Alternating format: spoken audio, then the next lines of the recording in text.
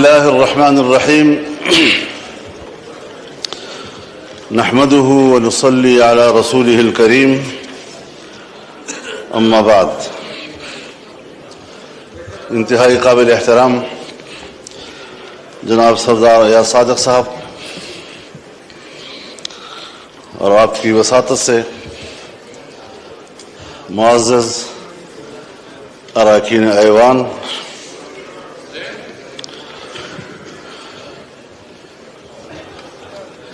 हल्फ बर्दारी के बाद मैं पहली मरतबा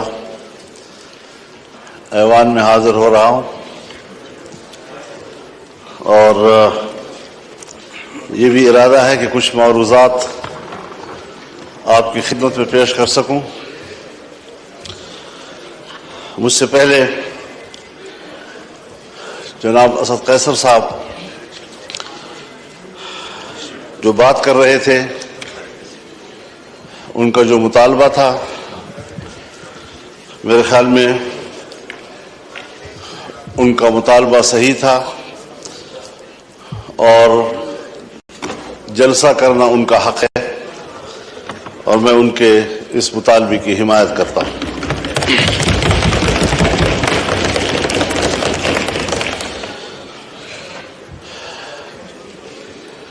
लेकिन जनाब स्पीकर, मसला यहां तक महदूद नहीं है कि हम जलसा कर सकते हैं या नहीं कर सकते।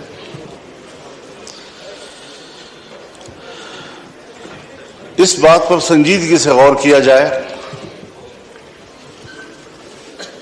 कि हमारा मुल्क आज कहां खड़ा है।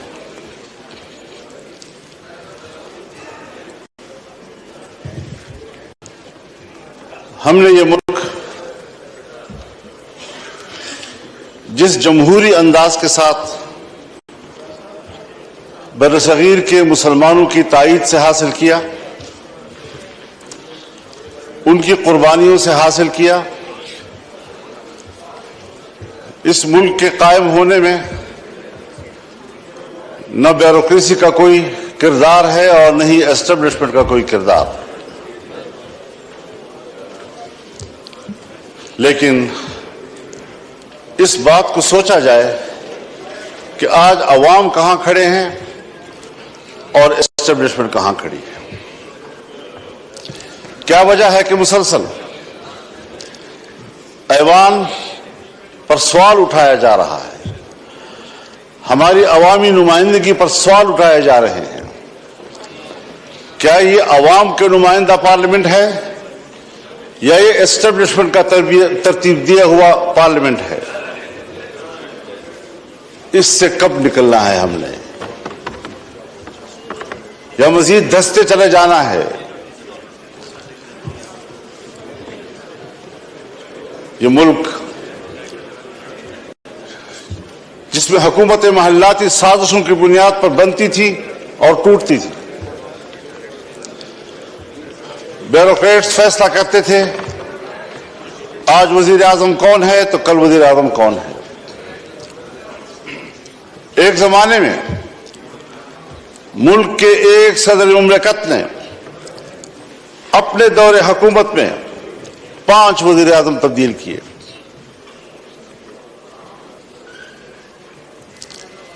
बड़ी मुश्किल के साथ, अवाम की जद्दोजहद के साथ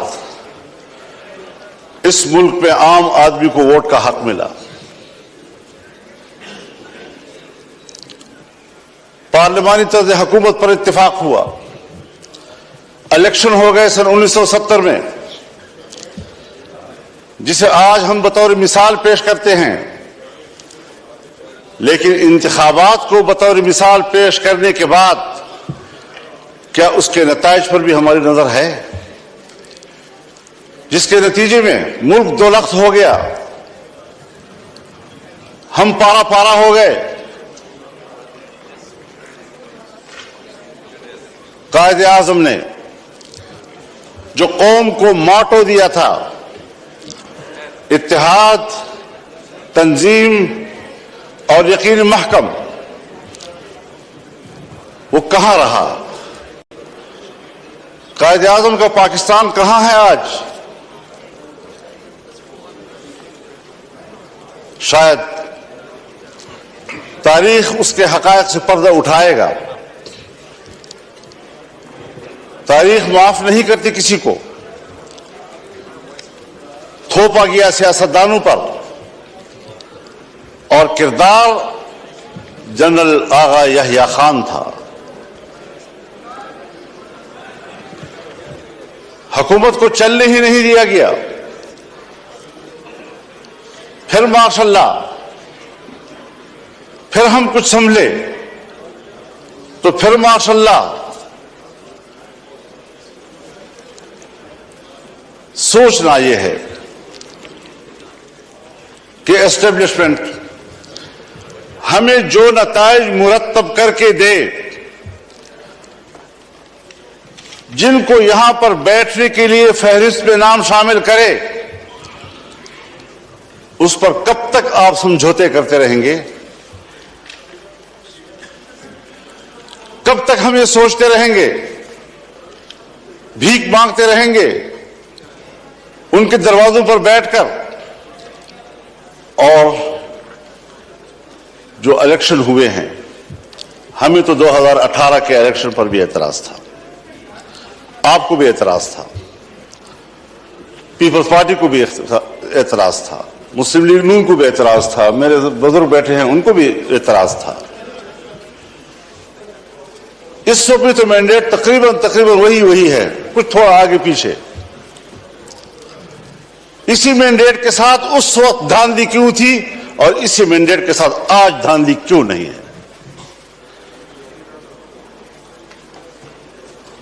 हज़रत, मुझे शर्म आती है, शायद मैं कुछ अपनी गुफ्तगू में ऐसी बातें कहूं जो आप समझेंगे कि मैं तजावुज कर रहा हूं, लेकिन सियासी आदमी, उसे बात करनी होती है। सियासतदान मालूमात की बुनियाद पर बात करता है, पब्लिक में बात करे, पार्लियामेंट में बात करे। खुदा करे ये खबर गलत हो, लेकिन हमारी मालूमात ये हैं कि इस बार तो बाकायदा असेंबलियां बेची गई हैं और असेंबलियां खरीदी गई हैं। कौन इन असेंबलियों को और इन ऐवानों को अवाम का नुमाइंदा पार्लियामेंट कहेगा? किस तरह हमारा ज़मीर मुतमईन है यहां पर बैठने में?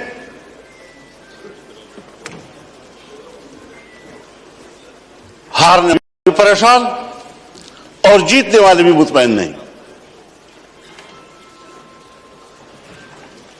इस कैफियत में हुकूमत में बैठी हुई जमातें,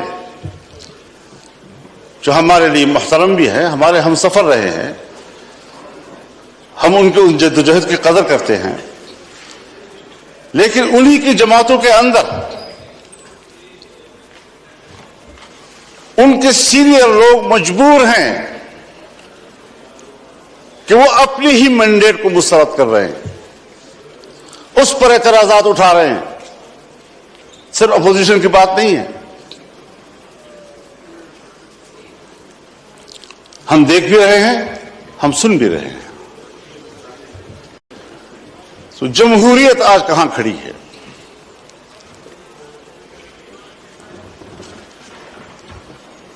ये सिर्फ इसलिए हम यहां कमजोर बैठे हुए हैं कि हमने हर मरहले पर कंप्रोमाइज किया है, हमने अपने उसूल पे समझौते किए हैं, हमने अपनी जमहूरियत बेची है, हमने अपने हाथों से अपने आका बनाए हैं, और जब हम ही अपने हाथों से अपने लिए आका बनाएंगे, यही होती है आखिरत की निशानी। जब रसूलुल्लाह सल्लल्लाहु अलैहि वसल्लम से हज़रत जिब्रील ने पूछा कि आप क़यामत की अलामात के बारे में बताएं, तो आपने पहली बात की अंतलिदल अमद रब्बतहा, कि माएं अपने लिए मालिकाएं जनेंगी, यानी बेटियां मालिक बन जाएंगी और मां को नौकर और घर की मजदूर की तरह देखेंगी।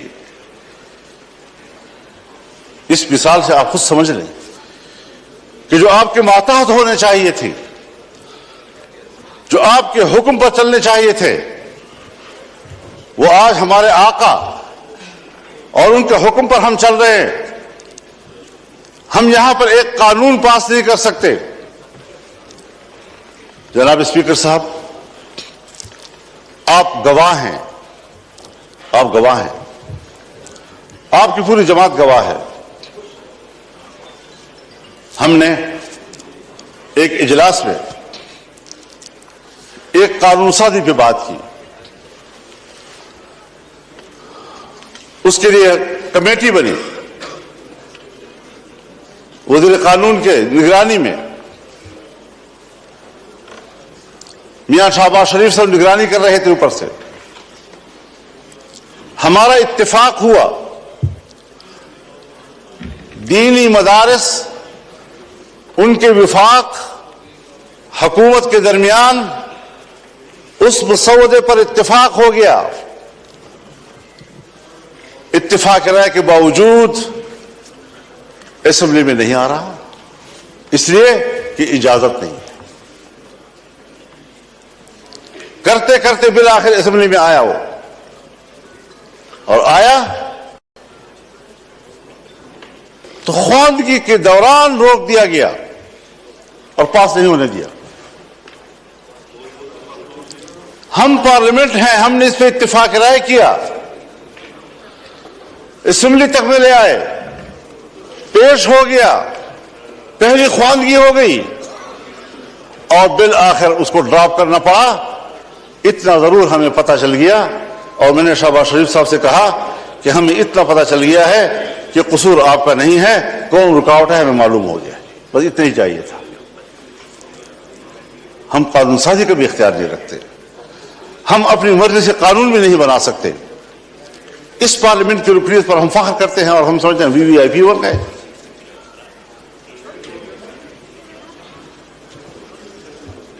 आज जरा मुआवजा तो कीजिए जनाब स्पीकर, हिंदुस्तान और हम एक ही दिन में आजाद हुए। 15 अगस्त 1947 को सुबह 8 बजे दिल्ली में लॉर्ड माउंटबेटन ने इंडिया के गवर्नर जनरल का हल्फ उठाया और कराची में कायद आजम मोहम्मद अली जिन्नाह ने हल्फ उठाया। एक ही दिन हम आजाद हुए। आज वो दुनिया की सुपर ताकत बनने के ख्वाब देख रहा है और हम दिवालियापन से बचने के लिए भीख मांग रहे हैं कि डिफॉल्ट न हो जाए हम लोग। ये किसके हाथों, कौन जिम्मेदार है उसका? घूमते फिरते फिर आएगी बात, सियासतदान जिम्मेदार है, हुकूमत नाकाम है। दीवार के पीछे जो कुव्वतें हमें कंट्रोल करती हैं, जिनके बागडोर हमारे उनके हाथ में हैं, फैसले तो वो करें और मुंह हमारा काला करें, अवाम हमें गालियां दे, जिम्मेदार हमें ठहराएं। ये कौन सी सियासत है? हम कहां इस मुल्क को ले आए हैं कि आज आपका एक एक बच्चा 25 करोड़ आबादी का, वो 2 और 3 लाख तक का मकरूज हो चुका है। खुश होते हैं IMF ने नया किस्त जारी कर दिया, नया किस्त लाख 1.5 लाख का, करोड़ 1 अरब 1.5 अरब का होता है, लेकिन आपको कर्जे कितने देने हैं? अपनी पैदावार किधर है हमारी? अपनी सलाहियत किधर है हमारी? हमने मुल्क को जुमूद का शिकार बना दिया है और कौमें जब जमूद का शिकार होती हैं तो फिर वो गिरती हैं, वो तरक्की नहीं कर सकती। फिर जरा हिसाब लगाएं, जिस हिंदू को हम सारे अलकाब देते हैं, सारे बुरे अलकाब उनके, सारे अच्छे अलकाब हमारे, लेकिन नतीजे के लिहाज से कारकर्दगी की बुनियाद पर जरा उसका भी तजिया कर ले, अपना भी तजिया कर ले। घर में बैठे हुए हैं हम लोग, हम अवश्य से बात कर रहे हैं, क्यों एक दूसरे से बात छुपा रहे हैं? ये सारी वो चीजें हैं। हमने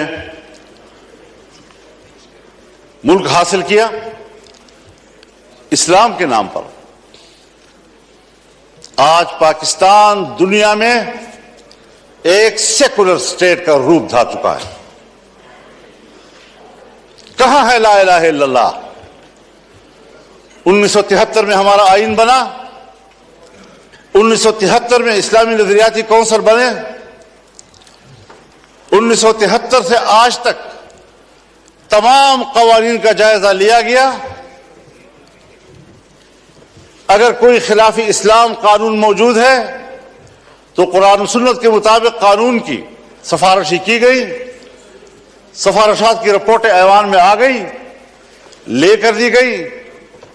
कोई आप एक निशानदेही बहैसियत स्पीकर कर सकते हैं कि सन 1973 से लेकर आज तक उस काउंसिल की सिफारिशात पर इस पार्लियामेंट ने एक नामजदगी की हो? एक।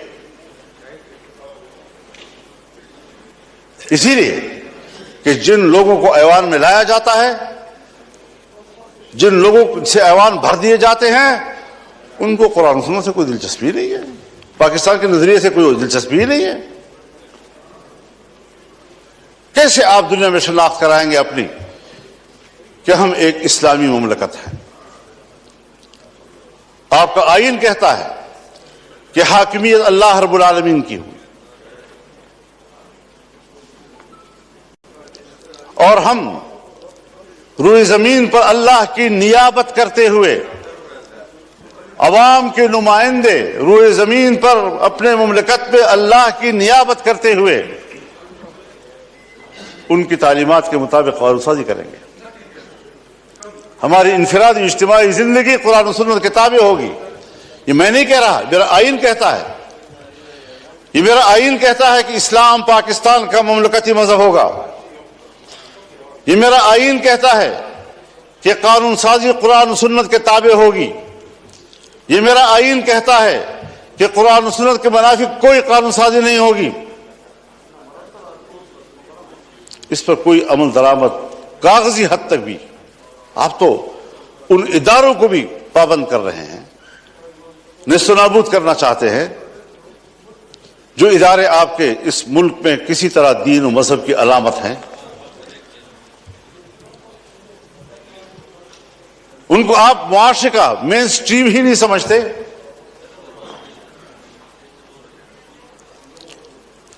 तो जिस नजरिए पर मुल्क कायम हुआ था 75 साल में, उसका भी जरा हिसाब लगा ले आप कहां खड़े हैं। और मुमकिन है बहुत से लोग समझे कि मजहब नहीं है तो कोई चीज नहीं, कोई मसला ही नहीं है।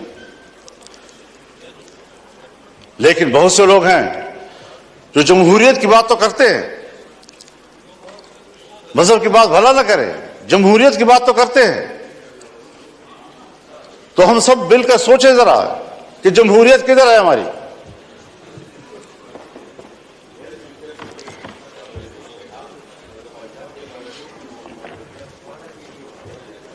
'54-55 से, सन 1954-55 से 58 तक नीम मार्शल्ला, 58 से लेकर 71 तक मुकम्मल मार्शल्ला, 77 से फिर मार्शल्ला, 99 से फिर मार्शल्ला, और हम कंप्रोमाइज करते रहे। यहां इसी ऐवान में हमने कानून साजी करना चाहिए। चीखते रहे हम लोग कि साहब ये जो कुछ आप कर रहे हैं कुरान और सुन्नत के खिलाफ है, किसी ने नहीं सुनी। तो जमहूरियत कहां है आपकी? इलेक्शन आपके ढोंग, असेंबलियों की कोई कदर कीमत नहीं। असेंबली में आने वाला अपने आप को मुआज़्ज़ज़ समझता है, अवाम का नुमाइंदा है। आपके कागजात में उसका जो प्रोटोकॉल है वो वीवीआईपी का है, उसके मराहत होते हैं। लेकिन क्या हमारा ज़मीर भी मुतमईन है इस बात पर? वस्तफ्ति नफ्सक, अपने ज़मीर से पूछ लो पहले, क्या वाकई हम मुतमईन हैं इन नताइज से? और जनाब अयासाद साहब, क्या वाकई आप नताइज से मुतमईन हैं? ठीक, अल्लाह आपको मुतमईन रखे जी, अल्लाह आपको मुतमईन रखे। लेकिन हर चंद के है नहीं है।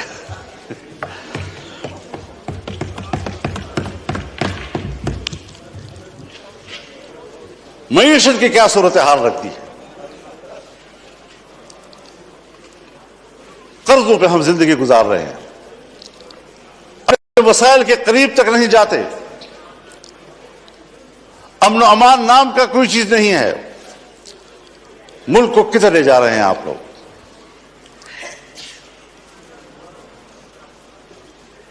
आप आए जरा, लाहौर से जरा सफर करें और आए जरा, मैं आपको दावत देना चाहूंगा डेरा इस्माइल खान में, टांक में, वजीरिस्तान में, लक्की मरवत में, बाजावड़ में। आप वहां आकर जरा देख तो लें कि हमारी वहां क्या हालत है।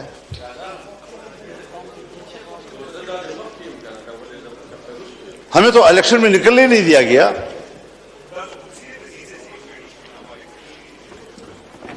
एक तरफ तालिबान की तरफ से ऐलान होता था कि हम इलेक्शन में कोई कार्रवाई नहीं करेंगे, दूसरी तरफ हमें धमकियां मिलती थी। फिर इधर से हमें चिट्ठियां मिलती थी कि आप, थ्रेट लेटर आ जाती थी कि आप न जाएंगे। पब्लिक से राब्ता ही नहीं करने दे रहे थे। और जो ही इलेक्शन गुजरा, सारे थ्रेट लेटर बंद, खत्म हो गए, खैर खैरियत हो गई। अब न वहां हमें कोई कत्ल करने वाला है, न कोई दहशतगर्द है, न कुछ है। लेकिन ये बात जो हमारे उन इलाकों से मुताल्लिक लोग हैं या बलूचिस्तान से मुताल्लिक लोग हैं, चाहे वो पश्तून बेल्ट है या बलोच बेल्ट है, वहां पर कंट्रोल रियासत का नहीं है। और मैं बड़े अदब से कहूंगा, मुझे ये लफ्ज नहीं कहना चाहिए,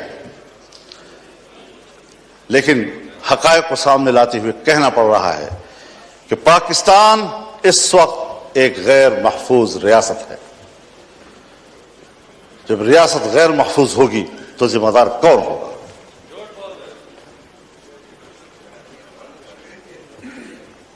दहशतगर्दी के खिलाफ लड़ने की पॉलिसी बनाई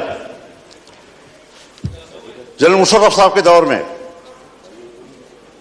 जो अमेरिका ने कहा वो हम पे मुसल्लत कर दिया गया, और आज तक उस पॉलिसी में कोई फर्क नहीं आ रहा। ऑपरेशंस हुए, तालिबान का खात्मा कर दिया, दहशतगर्द खत्म हो गए। आज उससे कई गुना ताकतवर बनकर कैसे आ गए?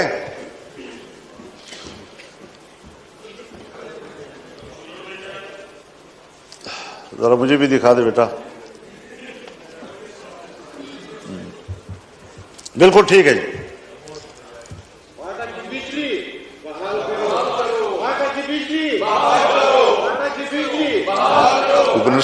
जी मौलाना साहब, जी मौलाना साहब, बस बोलिए।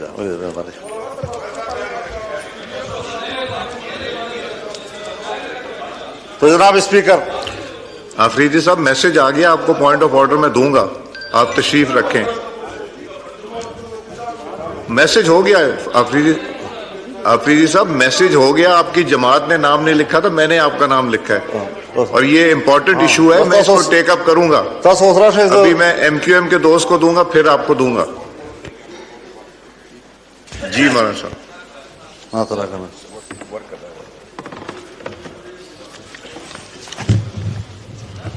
ये जो बात यहां की जा रही है जनाब स्पीकर, ये मेरे पॉइंट्स में लिखी हुई है और आज भी मौलाना मिसबाहुद्दीन साहब मेरे पास तशरीफ लाए, उससे पहले वफूद आए, हमें मिलते रहते हैं। यकीन जानिए उनकी जिंदगी जानवरों से भी बदतर गुजर रही है। न जिंदगी महफूज है, न उनको रोजगार मिल रहा है, बिजली भी नहीं है।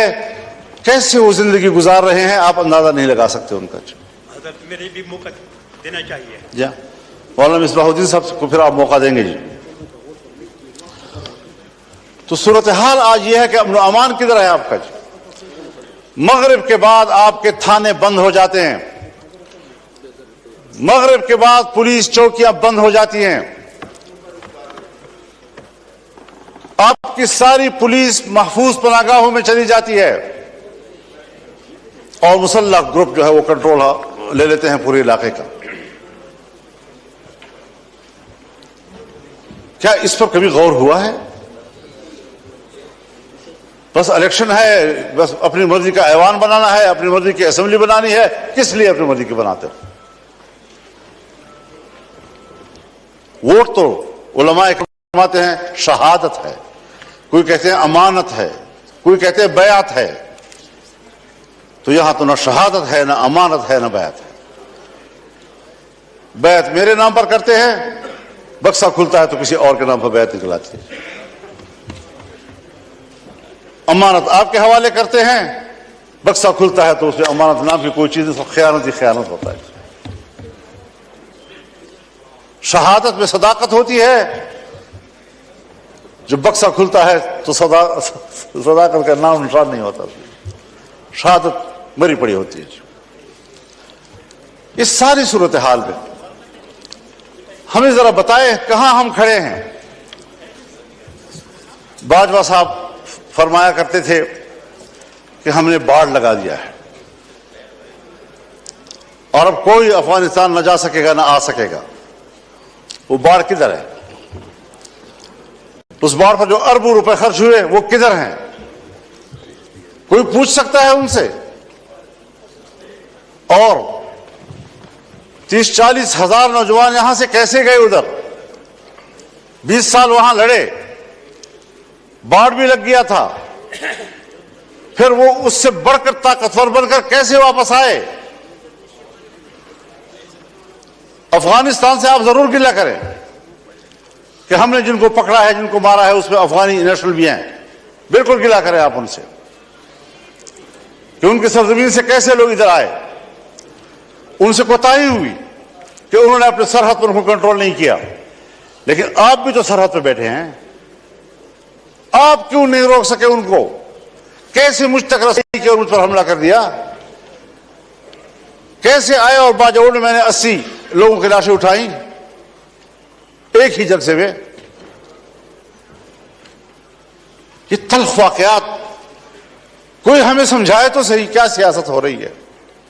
मेरे ख्याल में उसूल एक ही है, वही उसूल जो अमेरिका ने अपनाया है कि इस्लामी दुनिया में और कमजोर दुनिया में दहशतगर्दी और अस्करियत पैदा करो, और जहां पर कोई ऐसी अस्करियत पैदा होगी वहां पर अमेरिका को अपनी फौजें ले जाने का जवाब हासिल होगा।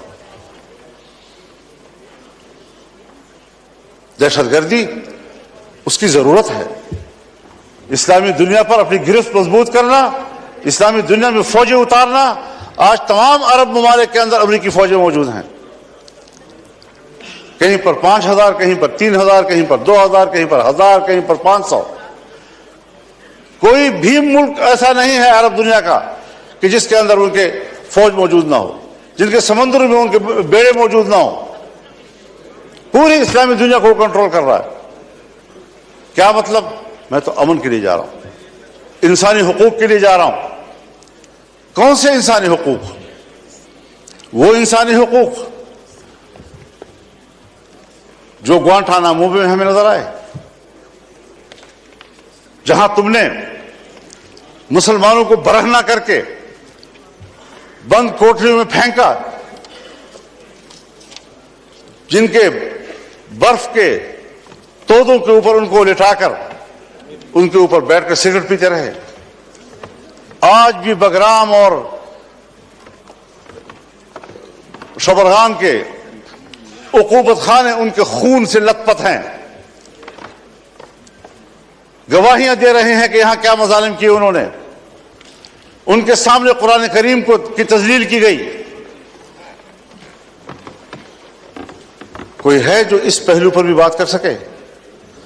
बस ये दहशतगर्द, ये दहशतगर्द, ये दहशतगर्द, और उसके मुकाबले में उससे बढ़कर दहशतगर्दी हो रही है और कोई उनको रोकने वाला नहीं है, ना उसको कोई बात करने वाला है।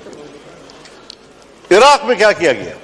अबू गरैब जेल में क्या जिंदा इंसानों पर नंगा करके उन पर कुत्ते नहीं छोड़े गए और कुत्तों से उनके जिस्म को नहीं नोचा गया? ये हैं उनके इंसानी हुकूक। इस्लामी दुनिया को तोड़ना, मुल्कों को तकसीम करना और इंसानी हक की बुनियाद पर वहां जाना। आज फिलिस्तीन में क्या हो रहा है? अक्टूबर से लेकर अब अप्रैल खत्म हो रहा है, 40,000 से ज्यादा गजा और खान यूनिस के मुसलमान शहीद हो चुके हैं। ये बच्चे हैं, ये खवातीन हैं, ये बेगुनाह शहरी हैं, ये जंगजू नहीं हैं। जंगजू से मुकाबला करो, वो आपके साथ लड़ने के लिए तैयार। सबसे ज्यादा बच्चे जो इन दिनों में शहीद हुए हैं वो गजा के हैं। कोई मुसलमान है हुक्मरान जो उसके लिए कोई आवाज उठाए? और फिर अमेरिका और बरतानिया और यूरोप इंसानी हुकूक की बात करे, जिनके हाथों से इंसानियत का खून टपक रहा है। इंसानियत का खून टपक रहा है और इंसानी हुकूक के अलमबरदार।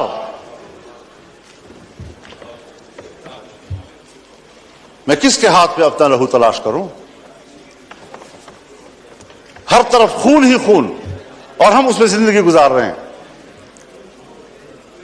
और अगर मुल्क के अवाम या अवाम के नुमाइंदे कोई किरदार अदा कर सकते हैं तो उसके इलेक्शन का यह हशर कर दिया जाता है जो हम देख रहे हैं। तो जरा इस हवाले से हमें अपनी तारीख को भी देखना चाहिए, हमें आने वाला मुस्तकबिल ठीक कर लेना चाहिए। यह क़ियादत का मसला है,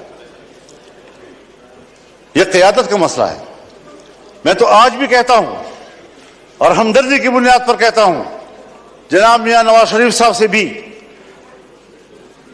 और जनाब शहबाज शरीफ साहब से भी और अपने बरखुरदार बिलावल ज़रदारी साहब से भी कि अवाम के लोग हो, चलो इकट्ठे अवाम में जाते हैं, छोड़ो इस इक़्तिदार को, आए इधर बैठें और अगर वाकई लार्जर ग्रुप पीटीआई है दे दो उनको हुकूमत।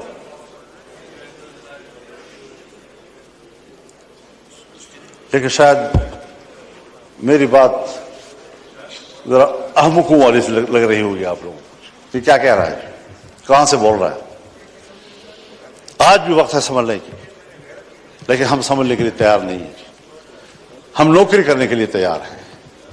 तो फिर जाहिर है कि हमने भी अज़म कर रखा है कि इस गुलामी के खिलाफ जंग लड़ेंगे, मैदान अमल में आकर जंग लड़ेंगे, पब्लिक में जाकर लड़ेंगे, आईन और कानून के दायरे में लड़ेंगे और मुल्क को इस गुलामी से निजात दिलाएंगे कि या तो हमारे ऊपर आलमी कुव्वतें हुकूमत कर रही हैं या फिर हमारी एस्टेब्लिशमेंट हमारे ऊपर हुकूमतें कर रही है। ये निज़ाम हमें कबूल नहीं है और हमारी पोजीशन इस हवाले से बिल्कुल वाज़ेह है। इसलिए हमारा पैगाम हर सतह पर चला जाना चाहिए। हमने जाना है इंशाअल्लाह 2 मई को कराची में मिलियन मार्च होगा इंशाअल्लाह अज़ीज़। 9 मई को पेशावर में इंशाअल्लाह मिलियन मार्च होगा और अगर किसी ने रोकने की कोशिश की तो वो सिवाय इसके कि अपने लिए मुसीबत को दावत देगा और कोई नतीजा उसका नहीं निकलेगा। तो आवाम के इस सैलाब का रास्ता नहीं रोक सकेंगे और इंशाअल्लाह अज़ीज़ ये जद्दोजहद जारी रहेगी और उम्मीद है उम्मीद रखनी चाहिए कि इसमें आप भी हमारे साथ हों। सैयद वसीम हुसैन साहब।